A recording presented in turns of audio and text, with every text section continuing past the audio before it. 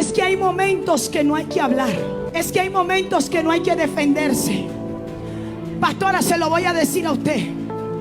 Hay silencios que tú haces que Dios produce un ruido a tu favor. Dije, hay silencios que tú vas a hacer cuando te están haciendo la guerra. Y mientras tú estás haciendo silencio, Dios hace un ruido y dice: alguien me ha tocado, alguien sacó virtud de mí, alguien pasó la frontera de que la estaban apedreando, que podía morir apedreada, pero digo, tengo que tocar el borde. Silencio, tengo que tocar el borde, tengo que sacar virtud, porque el silencio que tú haces en el mundo espiritual, Dios hace un ruido a tu favor. Dije, ¿estás lista para ser la mujer más poderosa e influyente en tu generación? ¿Estás lista a cambiar tu territorio? ¿Estás lista a cambiar tu generación? ¿Estás lista a ver que la piedra sea removida?